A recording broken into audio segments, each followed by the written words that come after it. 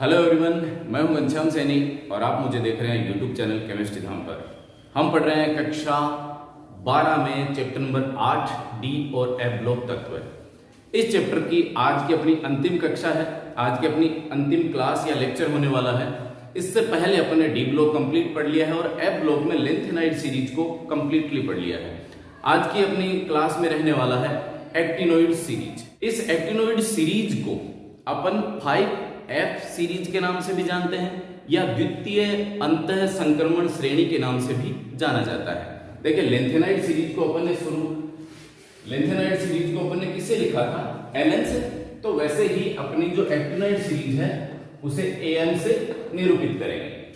An का मतलब actinoid के जो भी एलिमेंट आ गए वो सारे के सारे इसके अंतर्गत आ गए। इन्हें एक्टिनोइड या एक्टिनाइड या एक्टिनोइड और इसके जो एलिमेंट है उन्हें सामान्य कॉमन रूप से प्रदर्शित किया जाता है An के द्वारा यानी एक्टिनोन के द्वारा। तो एक्टिनोन भी कहा जाता है एक्टिनोन। ये लो, वैसा का वैसा लेंथेनाइड के लिए था अपना। लेंथेनाइड है, लेंथेनोइड है या लेंथेनोन। तो लेंथेनाइड तो अपन ने पढ़ लिया है। लेंथेनाइड सीरीज किस नाम से जानी जा रही थी? 4F सीरीज के नाम से जानी जा रही है या फिर प्रथम अंतः संक्रमण श्रेणी के नाम से? प्रथम अंतः संक्रमण श्रेणी, यही है ना। ये सीरीज इस नाम से जानी जा रही थी। एक लेंथेनाइड था इसका नाम। आज की अपनी क्लास में रहना है एक्टिनोइड सीरीज। इसे अपन सामान्यतः जनरली डिनोट करेंगे, जनरली अपन इसको प्रदर्शित करेंगे An के द्वारा और इसमें जो इलेक्ट्रॉन भरे जा रहे हैं वो भरे जाएंगे 5F में। तो इसका दूसरा नाम रहेगा 5F सीरीज। ये प्रथम अंतः संक्रमण श्रेणी होगी तो इसका नाम क्या रहेगा? द्वितीय अंतः संक्रमण श्रेणी। द्वितीय अंतः संक्रमण श्रेणी, ठीक है। इसमें इलेक्ट्रॉन किसमें भरे जाते हैं? 5F कक्षक में भरे जाते हैं। तो पहली चीज तो वे तत्व जिनमें आने वाले अंतिम इलेक्ट्रॉन F कक्षकों में भरे जाते हैं वो F ब्लॉक तत्व कहलाते हैं।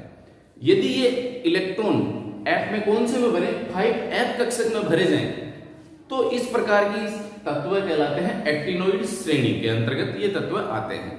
यानी यदि अंतिम इलेक्ट्रॉन 4F कक्षक में आते हैं तो कौन सी सीरीज के तत्व हैं? वो लेंथेनाइड सीरीज के।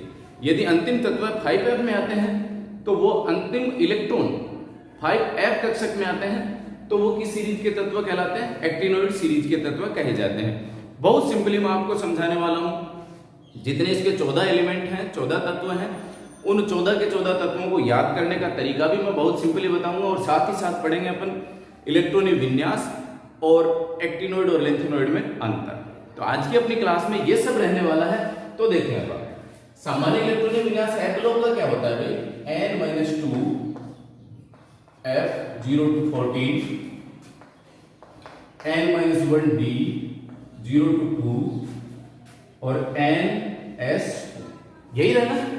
यानी इसके अंतिम 3 कोष खाली रहते हैं। 3 कोष कौन से? अब देखिए यहां पर एक्टिनोइड जो सीरीज है वह कौन से आवर्त से शुरू होती है? यानी आवर्त यानी N की वैल्यू कितनी है? 7। 7वें आवर्त की ये श्रेणी है, ठीक है। तो N की जगह 7 हो गया तो 7 यहां रखें तो ये कौन सा हो गया? 5F 0 to 14।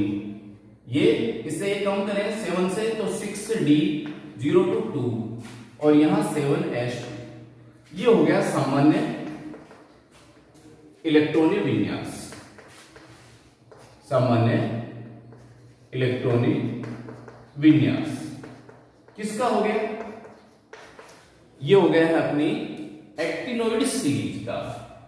5F 0 to 14, 6D 0 to 2, 7S2। अब देखिए 5F भी खाली रहता है, 6D भी और 7S भी, यानी 5, 6 और 7 ये तीनों के तीनों ब्लॉक, तीनों के तीनों कक्षक यहाँ क्या है? तीनों के तीनों जो कोष हैं वो वेकेंट रहते हैं। तो बाहरी 3 कोष इसमें क्या होते हैं? अपूर्ण पाए जाते हैं। अब देखते हैं अपन इसको कि यहां पर जो तत्व हैं वो किस में आ रहे हैं? भाई 7S तो पहले भर गया, इसका मतलब यहां जो सीरीज शुरू हो रही है एक्टिनम आता है 89 नंबर के ऊपर, ठीक है। और यह किस श्रेणी का तत्व है? डी ब्लॉक का है। किस ब्लॉक का? ये डी ब्लॉक का। एक्टिनम के बाद में यहां से 90 नंबर से शुरू हो जाती है, 90 से 103, 90 से 103 तक, यानी थोरियम से लोरेंशियम तक। 90 नंबर पर आएगा थोरियम और 103 नंबर पर आएगा लोरेंशियम। 104 नंबर फिर वापस डी ब्लॉक में आ जाता है। तो 90 से 103 तक की जो सीरीज है, इस सीरीज को अपन कहते हैं एक्टिनाइड सीरीज। एक्टिनाइड श्रेणी कहां से कहां तक चलेगी? 90 से 103 तक। अब देखिएगा, एक्टिनम के बाद के जो तत्व हैं, एक्टिनम के बाद के 14 तत्व, यानी एसी के बाद के 14 तत्व किस श्रेणी में आते हैं? एक्टिनम श्रेणी, एक्टिनोइड श्रेणी के नाम से जाने जाते हैं। अब ये एक्टिनोइड श्रेणी के नाम से क्यों जाने जाते हैं? क्योंकि ये तमाम तत्व किसके बाद आते हैं? एक्टिनम के बाद आते हैं, पहली चीज तो। और दूसरी चीज, एक्टिनम से समानता प्रदर्शित करते हैं। तो एक्टिनम के बाद आने और एक्टिनम से समानता प्रदर्शित करने के कारण इन तत्वों को एक्टिनोइड श्रेणी के तत्व के नाम से जाना जाता है। यानी एक्टिनम के बाद आते हैं तथा एक्टिनम से समानता रखते हैं, एक्टिनम से समानता दर्शाते हैं। अतः इन तत्वों को किस श्रेणी में रखा जाता है? एक्टिनोइड श्रेणी में रखा जाता है, यानी एक्टिनोइड श्रेणी के नाम से इन्हें पुकारा जाता है। तो अभी तक बहुत महत्वपूर्ण चीज हो चुकी है, एक तो सामान्य इलेक्ट्रॉन विन्यास, और दूसरी यह सीरीज कहां से कहां तक शुरू होती है? थोरियम से लोरेंशियम तक शुरू होती है। एक्टिनम जो है वो 89 नंबर पर आता है। मैं कह रहा हूं कि 89 नंबर पे कौन आया? एक्टिनम, ठीक है। और उसके बाद में 104 नंबर पर आता है रदरफोर्डियम, आरएफ। तो इसके बीच के जो 14 एलिमेंट हैं, जो बीच के 14 एलिमेंट हैं, वो क्या बनाते हैं? वो बनाते हैं 5F सीरीज या लेंथेनोइड एक्टिनोइड श्रेणी, या फिर द्वितीय अंतः संक्रमण श्रेणी के नाम से ये जाने जाते हैं। बीच के 14 तत्व। होगा क्या यहां पर? देखिएगा, 86 नंबर पर आता है रेडोन। क्या आता है? रेडोन। अक्रिय गैस होती है। 86 नंबर पे आया रेडोन। 87, 88 दो इलेक्ट्रॉन किस में चले गए? एस में चले गए, ठीक है भाई। जब अक्रिय गैसों की अपन बात करते हैं तो किधर है? राइट साइड में है, लास्ट में। तो उसके 86 नंबर पे है रेडोन। 87वां इलेक्ट्रॉन एस में गया, 88वां एस में गया, यानी 87वां इलेक्ट्रॉन किस में गया? एस में। 88वां भी एस ब्लॉक में चला गया। दो ही तो खंड थे इसके, दो वर्ग है एस के। उसके बाद में फिर कौन सा शुरू होता है? डी। तो डी में 89 पे कौन आ गया? फिर एक्टिनम। 89 के बाद में 14 तत्व आ गए एक्टिनोइड श्रेणी में। 100 यानी 90 से 103 तक, यानी थोरियम से लोरेंशियम तक आ गया एक्टिनोइड सीरीज में। लोरेंशियम के बाद में, लोरेंशियम तक एफ में क्या है? 14 पूरा भर गया है। अब यहां भरने के बाद में अगले इलेक्ट्रॉन किस में आना शुरू हो जाएंगे? डी ब्लॉक में शुरू हो जाएंगे। क्लियर हो गई बात यहां तक? चलो अब देखो, यहां पर जब इस सीरीज को अपन लिखते हैं तो मैं साथ ही साथ इस सीरीज को भी लिखूंगा और वो तरीका भी आपके सामने नोट करूंगा, जिससे अपने को ये श्रेणी याद रखनी है। देखें, 89 नंबर पर आ गया है अपना एक्टिनम, ठीक है। 89 के ये 6D का है। फिर 90 से शुरू हो गया अपना एफ ब्लॉक, और एफ में भी कौन सा? एक्टिनोइड सीरीज शुरू हो गई है। अब यहां से देखें, एक्टिनम के आगे है थोड़े पहलवान, उनसे निपटेंगे पुराने आम, कम बिकेंगे, कैफे जाओ, ऐसे फरमाओ मैडम, नाश्ता लाओ। हो गया? चलो अब इनके आगे परमाणु क्रमांक लिख देता हूं। 92, 93, 94, 95, 96, 97, 98, 99, 100, 101, 102, 103 हो गया। 103 तक 104 पे कौन आ जाएगा? रदरफोर्डियम आ जाएगा, जो डी ग्रुप में चला जाएगा। अब देखो, पहले तो मैं यहां इसको याद रखने का तरीका लिख देता हूं। क्या रहा? TH का थोड़े, PA का पहलवान, उनसे, यूरेनियम का उनसे निपटेंगे, PU का पुराने, AM का आम, कम, CM का, DK का बिकेंगे, CF का कैफे जाओ, कैफे जाओ, ES का ऐसे, FM का फरमाओ, MD का मैडम, NO का नाश्ता, LR का लव। ये बहुत सिंपल तरीके से मैंने आपको बताया। क्या रहा? थोड़े पहलवान उनसे निपटेंगे, पुराने आम कम बिकेंगे, कैफे जाओ ऐसे फरमाओ मैडम, नाश्ता लव। बहुत सिंपल, नहीं है कोई दिक्कत। चलो आप इसे नोट कीजिए और उसके बाद में मैं इसको मिटाता हूं और मिटा करके इसी के बारे में अपन कंप्लीटली चर्चा करने वाले हैं। अब मैं इनके नाम लिख देता हूं, नाम के बाद में फिर इनके इलेक्ट्रॉनिक विन्यास की चर्चा करेंगे। एसिटोएक्टिनम है,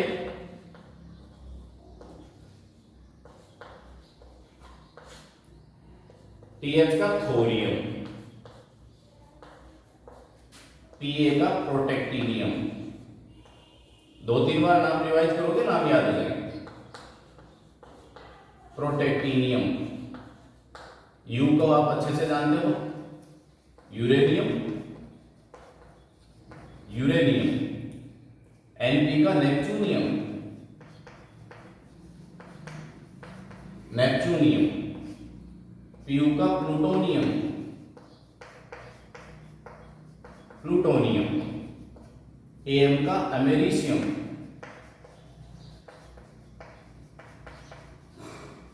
अमेरिशियम। CN का क्यूरियम,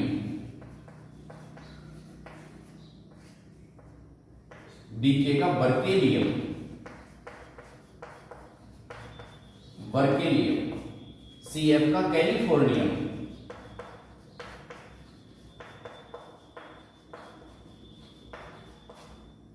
कैलिफोर्नियम। ES का आइंस्टीनियम,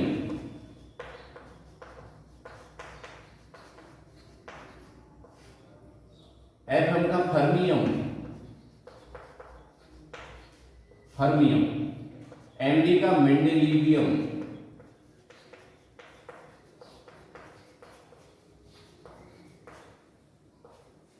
NO का नोबिलियम, नोबिलियम।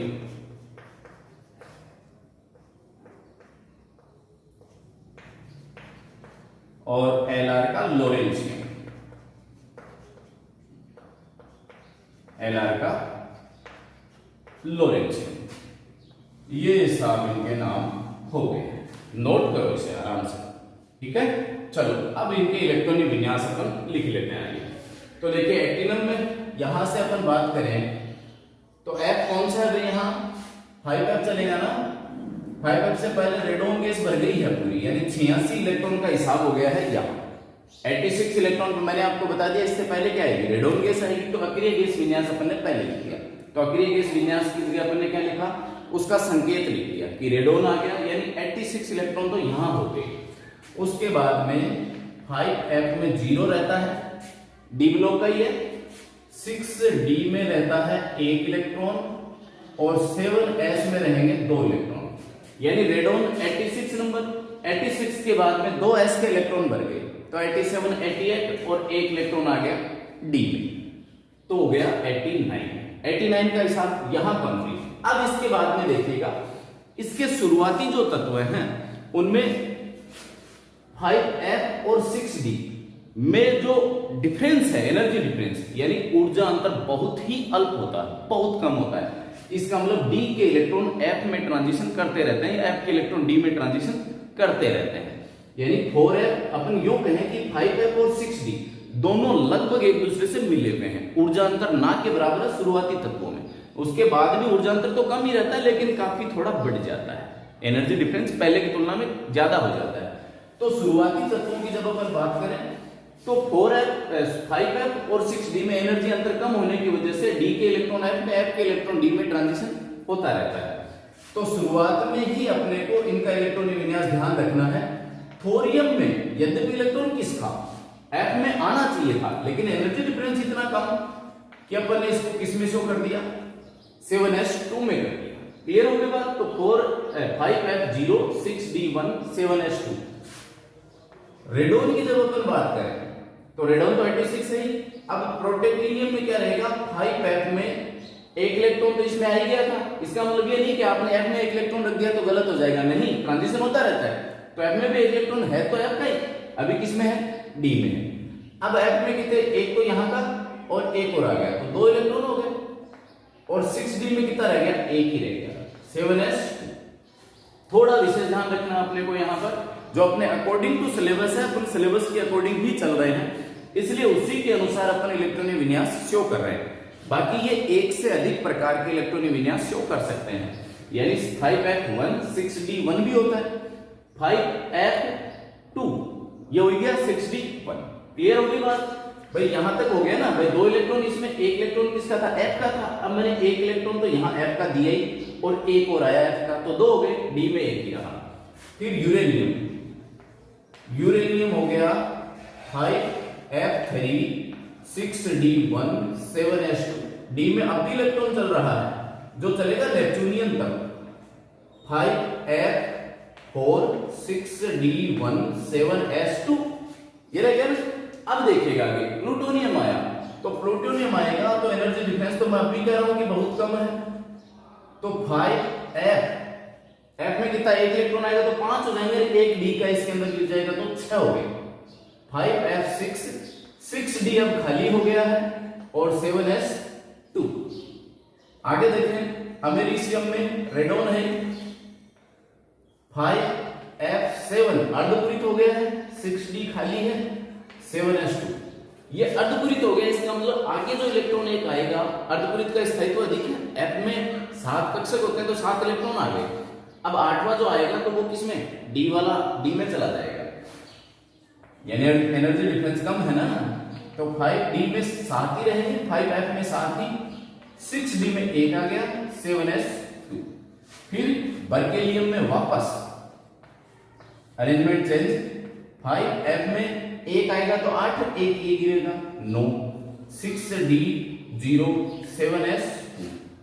फिर कैलिफोर्नियम में Rn 5f10 6d0 7s2। फिर आइंस्टीनियम में ये रेडोन हो गया, 5f11 6d0 7s2। फिर फर्मियम में रेडोन 5f12 6d0 7s2। फिर मेंडेलिवियम में रेडोन हो गया 5f13 6d0 7s2। फिर नोबिलियम में रेडोन 5f14 पूरा भर गया, देखिएगा। तो अब जो एक एक्स्ट्रा इलेक्ट्रॉन वो कहां जाने वाला है, d का d में चला जाएगा, हिसाब किताब बराबर 6d1 7s। ठीक है, आगे देखो, ये रह गया इसका इलेक्ट्रॉनिक विन्यास। अब देखिएगा इसकी बहुत खास खास बातें हैं। सबसे मजेदार चीज देखिए क्या है, ये जितने भी सारे के सारे तत्व हैं, ये सारे के सारे तत्व क्या हैं, रेडियो सक्रिय तत्व हैं। यानी नंबर 1 पॉइंट, आप बहुत महत्वपूर्ण पॉइंट बता रहा हूं आपको, समस्त एक्टिनोइड, समस्त एक्टिनाइड तत्व रेडियो सक्रिय होते हैं, रेडियो सक्रिय होते हैं।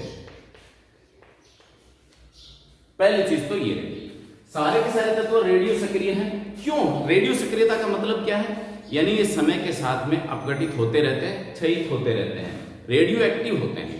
क्लियर होगी बात? अब नंबर 2 पॉइंट देखो बात, इसमें प्रकृति में जो उपलब्ध है थोरियम, प्रोटेक्टिनियम और यूरेनियम तक ही प्रकृति में मौजूद है, बाकी के समस्त तत्व क्या है? कृत्रिम तत्व होते हैं। यानी रहा क्या? केवल यूरेनियम तक, थोरियम, प्रोटेक्टिनियम और यूरेनियम तक प्रकृति में पाए जाते हैं, बाकी समस्त तत्व क्या हैं? इसके आगे के नेपच्यूनियम, प्लूटोनियम, अमेरिशियम, ये सारे के सारे क्या हैं? कृत्रिम तत्व हैं। यानी थोरियम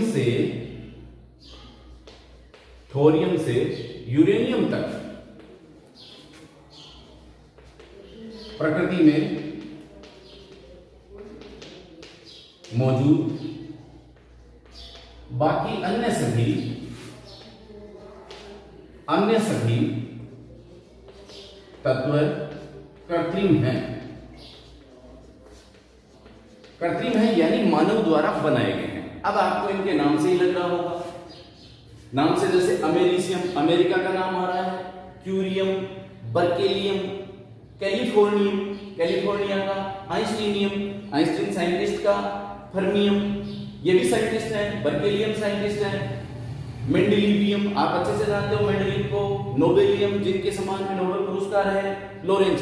तो ये मैक्सिमम क्या है, जितने एलिमेंट हैं ये वैज्ञानिकों के सम्मान में उन वैज्ञानिकों के नाम से नामांकित कर दिए गए हैं। यानी इनका नामकरण वैज्ञानिकों के सम्मान के लिए उन्हीं के नाम से जाना जा रहा है। ठीक है, अंत में ईएम लगाते ही अपन। अब देखिएगा यहां देखिए यूरेनियम जो है, यूरेनियम यानी 92 नंबर पे आता है 92 पे। तो यूरेनियम के बाद के जितने तत्व हैं उन्हें कहा जाता है परा यूरेनियम तत्व, ट्रांस यूरेनिक एलिमेंट या सुपर हेवी एलिमेंट। ठीक है, अति भारी तत्व है। तो देखिए यूरेनियम कितने नंबर पे आता है? 92 पे। यूरेनियम के बाद के तत्व, यूरेनियम के बाद के तत्व यानी परमाणु क्रमांक 92 के बाद, यूरेनियम परमाणु क्रमांक 92 के बाद के तत्व परा यूरेनियम तत्व कहलाते हैं। परा यूरेनियम तत्व कहलाते हैं।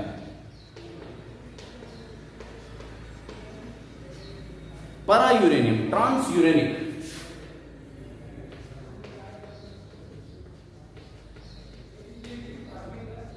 ट्रांस यूरेनिक एलिमेंट, इन्हें सुपर हेवी एलिमेंट भी कहा जाता है। इन्हें सुपर हेवी एलिमेंट हिंदी में भी दे देते हैं, सुपर हेवी एलिमेंट यानी सुपर हेवी एलिमेंट या अति भारी तत्व, अति भारी तत्व के नाम से जाना जाता है।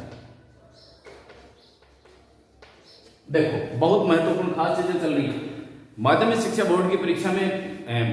बिफोर 1 ईयर यानी इस साल से पहले वाली ईयर में ये प्रश्न पूछा गया था, किसी एक अति भारी, किसी एक परा यूरेनियम तत्व का उदाहरण दीजिए। 1 नंबर का क्वेश्चन था भाई, तो अपने छोटे छोटे क्वेश्चन आते हैं शुरुआती दौर के, जो 13 क्वेश्चन होते हैं उनमें 1 नंबर की जो मार्किंग वाला था वो एक क्वेश्चन था, उसमें एग्जाम्पल पूछा गया था किसी एक परा यूरेनियम तत्व का उदाहरण दीजिए। तो परा यूरेनियम तत्व का मतलब क्या है? यूरेनियम नहीं आएगा उसमें, यूरेनियम के बाद के। अब यूरेनियम के बाद में खूब सारे हैं, 92 के बाद में 93, 94, 95 कोई भी दे दो, तो ये सारे के सारे तत्व किस श्रेणी में आते हैं? परा यूरेनियम तत्व या ट्रांस यूरेनिक एलिमेंट या सुपर हेवी एलिमेंट के नाम से इन्हें जाना जाता है। क्लियर होगी बात? अब देखो एक इंटरेस्टिंग बात बताता हूं आपको।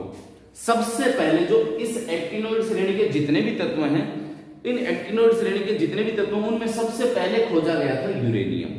ठीक है, और यूरेनियम के साथ ही तात्कालीन परिस्थितियों में यूरेनस जो है उसका नामकरण है, वो उसे यूरेनस कहा गया, तो उसके नामकरण के आधार पर ही इसको दे दिया गया यूरेनियम। यूरेनस के बाद में कौन आता है? नेपच्यून आता है, और नेपच्यून के बाद में कौन सा आता है? प्लूटो आता है। तो यूरेनियम के बाद में जो वहां फिर से जोड़ दिया गया इन्हें, भाई यूरेनस आता है, यूरेनस के बाद में कौन आता है? नेपच्यून आता है ग्रह, तो इसके आगे वाले को दे दिया गया नेपच्यूनियम। नेपच्यून के बाद में कौन सा आता है? प्लूटो आता है। आज हालांकि आजकल प्लूटो श्रेणी से हटा लिया गया है, लेकिन वो यहां मैटर नहीं कर रहा, अपना सीधी बात है कि इनका नामकरण जो किया गया वो यूरेनियम यूरेनस से, फिर यूरेनस के बाद में नेपच्यून आता है तो नेपच्यूनियम हो गया, नेपच्यून के बाद में प्लूटो आता है तो प्लूटोनियम हो गया। क्लियर होगी बात? ये तो रहे के आधार पर, बाकी ये देशों के आधार पर और अधिकांश क्या है? साइंटिस्ट के आधार पर इनके नामकरण किए गए हैं। इसके बाद देखिए, जो जो परमाणु क्रमांक बढ़ता जा रहा है इनकी स्टेबिलिटी घटती जा रही है, यानी स्थायित्व घटता चला जाएगा। तो परमाणु क्रमांक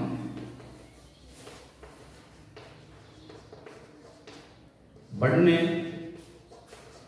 से स्थायित्व घटता है, एक पॉइंट ये हो गया। ठीक है, इन्हें क्या है? लेंथेनॉइड जो सीरीज है उनके नीचे रखा गया। भाई लेंथेनॉइड को अपन, लेंथेनॉइड किससे शुरू हो रही है? छठे आवर्त से, और एक्टिनॉइड किससे शुरू हो रही है? सातवें आवर्त से। तो छठे आवर्त के नीचे अपने सातवें आवर्त की 5f सीरीज रखी है। इसको रखने का कारण क्या है ये भी अपन जान लेते हैं। यानी 4f के नीचे 5f रखा गया, यानी लेंथेनॉइड के नीचे एक्टिनॉइड है। आप जब अपनी आवर्त सारणी देखते हो तो आवर्त सारणी में नीचे नीचे दो सीरीज बनाई गई है, एक लेंथेनॉइड सीरीज है, एक एक्टिनॉइड सीरीज है। इन दोनों को साथ रखा गया है। क्यों रखा गया है? दोनों को साथ रखने का कारण, तो लेंथेनॉइड को एक्टिनॉइड के साथ रखने का कारण मैं अभी नोट कर रहा हूं, साथ ही साथ लेंथेनॉइड और एक्टिनॉइड में अपन अंतर भी देख लेते हैं। एक्टिनॉइड को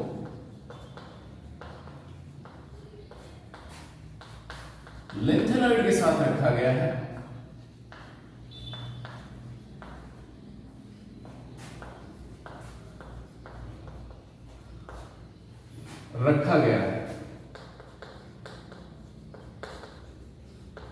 क्यों?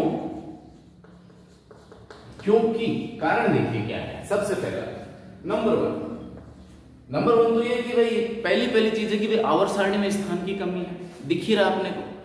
तो एक नंबर तो हो गया जो सबके लिए काम में आ रहा है यहां पर, चाहे लेंथेनॉइड हो चाहे एक्टिनॉइड हो, आवर्त सारणी में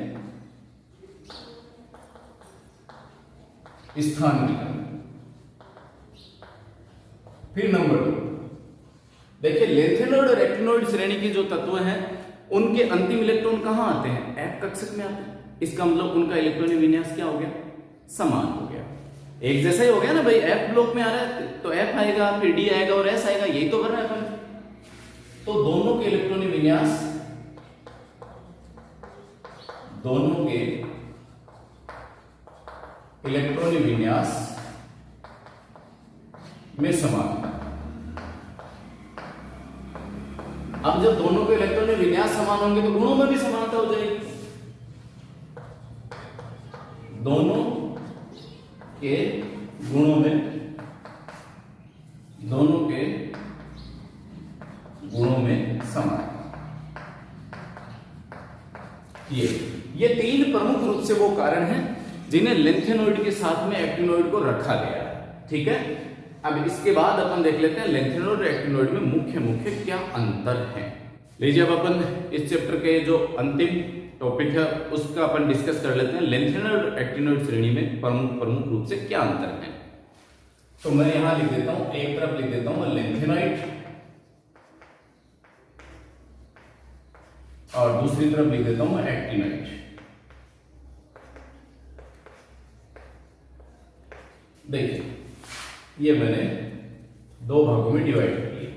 नंबर 1 सबसे पहला तो फिर इनकी ऑक्सीकरण अवस्थाएं ही लेते हैं। देखिएगा, लेंथेनॉइड श्रेणी कौन सी ऑक्सीकरण अवस्थाएं दर्शाती है?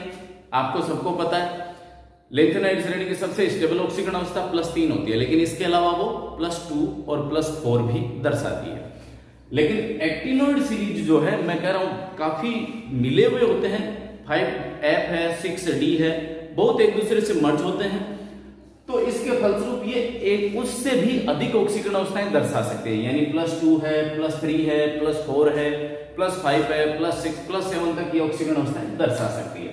तो यहां देखते हैं अपन यानी स्टेबल ऑक्सीडेशन स्टेट तो चाहे लेंथेनॉइड हो चाहे एक्टिनॉइड हो, स्थायी यदि ऑक्सीकरण अवस्था पूछे तो क्या कहना है, +3 ही कहना है। तो देखिए ये तत्व +3 ऑक्सीकरण अवस्था के साथ कुछ तत्व +2 +4 ऑक्सीकरण अवस्था दर्शाता है, कुछ दर्शाता है। ये तत्व +3 ऑक्सीकरण अवस्था के साथ साथ कुछ तत्व है +4 +2 +4 ऑक्सीकरण अवस्था भी दर्शाते हैं, बाकी के तो सभी दर्शाते हैं +3 एक्टिनॉइड क्या होंगे, +3 ऑक्सीकरण अवस्था के साथ वही कुछ तत्व है। कौन कौन से दर्शाएंगे भाई, +3 तो दर्शा दी, +2 +4 +5 +6 +7 ऑक्सीकरण अवस्था दर्शाते हैं। यह रहा अपना पहला अंतर कि भाई यहां क्या रहेगा, लेंथेनाइड सीरीज है वो +3, एक्टिनॉइड +3, दोनों की स्थायी ऑक्सीकरण अवस्था तो +3 है, लेकिन लेंथेनाइड में वैरायटी कम है। यहां पर ऑक्सीडेशन स्टेट में +2 और +4 कुछ तत्व दर्शाते हैं, यहां पर +2 +4 +5 +6 +7 तक ऑक्सीकरण अवस्थाएं ये दर्शा सकते हैं। तो पहला तो पॉइंट हो गया इनका, इनकी स्टेबल ऑक्सीडेशन स्टेट का। दूसरा मैंने महत्वपूर्ण बताया था जो एक्टिनॉइडों की खास प्रॉपर्टी है, समस्त एक्टिनॉइड क्या है, रेडियो सक्रिय होते हैं, समस्त एक्टिनॉइड तत्व जितने भी हैं। और लेंथेनॉइड क्या होंगे, केवल और केवल प्रोमेथियम रेडियो सक्रिय होगा, बाकी सारे के सारे रेडियो अक्रिय रहेंगे। तो केवल प्रोमेथियम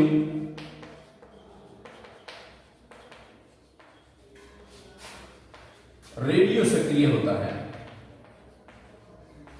रेडियो सक्रिय होता है।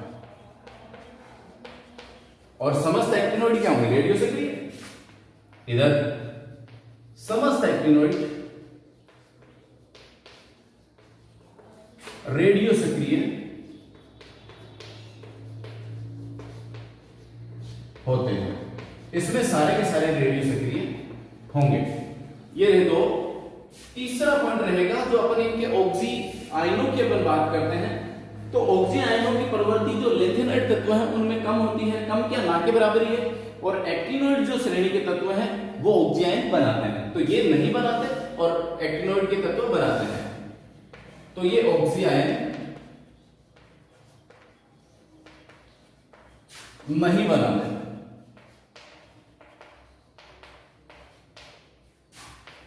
और ये एक्टिनॉइड श्रेणी के तत्व ऑक्सी आयन बनाते हैं। इस श्रेणी में अपन ने यूरेनियम के ऑक्सी आयन देखे हैं, यूरेनियम पढ़े हैं, ऑक्सी आयन हो गया, U(O2) पॉजिटिव हो गया, प्लूटोनियम का ऑक्सी आयन ले अपन, ये लो सर, ये इसके कुछ एग्जांपल हो गए। नेक्स्ट अपन बात करेंगे कि क्षारीय प्रकृति की अपन चर्चा कर लेते हैं। जब अपन लेंथेनाइड श्रेणी की अपन बात करते हैं तो इस श्रेणी के जो यौगिक हैं उनकी क्षारीय प्रकृति कम होती है, और एक्टिनॉइड जो श्रेणी के यौगिक हैं उनकी क्षारीय प्रकृति क्या होगी, अधिक होगी। कम क्षारीय प्रकृति के लेंथेनॉइड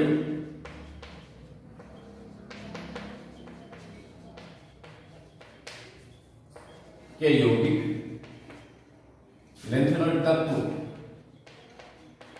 के यौगिक कम क्षारीय, और इसके यौगिक क्या रहेंगे, अधिक क्षारीय। यानी इनकी क्षारीय प्रकृति क्या रहती है, अधिक रहती है। साथ ही साथ अपन देख रहे हैं लेंथेनॉइड तत्व जो है वो संकुल निर्माण की प्रवृत्ति क्या है, कम होती है, यानी मोर रिएक्टिव कौन रहना है, एक्टिनॉइड ही रहना है। तो संकुल निर्माण की प्रवृत्ति कम, संकुल निर्माण की प्रवृत्ति कम होती है। और इसमें क्या रहेगा, संकुल निर्माण प्रवृत्ति अधिक,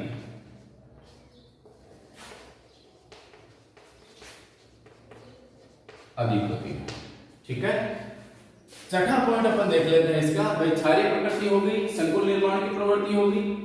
अब अपन बात कर लेते हैं इसकी रेडियो एक्टिविटी हुई है और 3 4 5 पॉइंट हो गए। छठा पॉइंट ले लेते हैं भाई, जो त्रिधनात्मक ये बनाते हैं, जो इनके त्रिधनात्मक आयन हैं वो अपेक्षाकृत वो तुलनात्मक रूप से क्या होते हैं, ऑलमोस्ट रंगहीन ही होते हैं, जबकि इसके त्रिधनात्मक और चतुर्धनात्मक आयन क्या रंगीन होते हैं।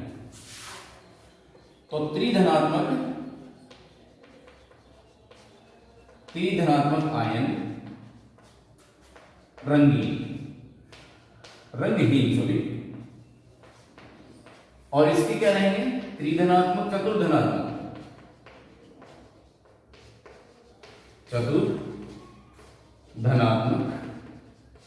आयन रंगीन हो गया। इसके अतिरिक्त अपन जो अगला लिख सकते हैं भाई 7वां, अंतिम इलेक्ट्रॉन किस में आते हैं 4f में, अंतिम इलेक्ट्रॉन 4f कक्षक में, और इसमें अंतिम इलेक्ट्रॉन किस में आते हैं 5f कक्षक में।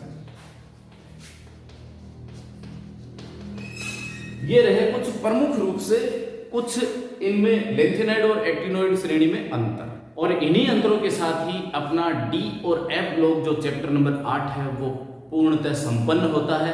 आई होप आपको शुरू से लेकर के अंत तक ये पाठ आपने देखा होगा, आपको आराम से क्लियर हो गया होगा। किसी भी प्रकार की कोई समस्या हो तो मैं आपको बार बार कहता हूं, आप लेक्चर को 1 नंबर से शुरू करें। जो भी कोई चैप्टर आप पढ़ रहे हो वो पहले नंबर वाले लेक्चर से शुरू करें, और इसकी कुल कक्षाएं जो है वो 9वीं कक्षा है आज की, यानी 9 क्लास के अंदर ये पूरा का पूरा चैप्टर आपका क्लियर हो जाएगा।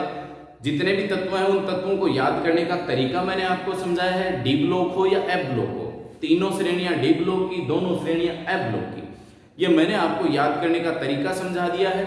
इनके इलेक्ट्रॉनिक विन्यास समझा दिया, कंप्लीट डी ब्लॉक करवा दिया, कंप्लीट एफ ब्लॉक करवा दिया। आपके सिलेबस के अनुसार मैंने कंप्लीटली आपको पढ़ा दिया है। फिर भी कोई समस्या हो आप कमेंट बॉक्स में जरूर लिखें। अगले लेक्चर में लेकर आ रहा हूं मैं ऑर्गेनिक केमिस्ट्री।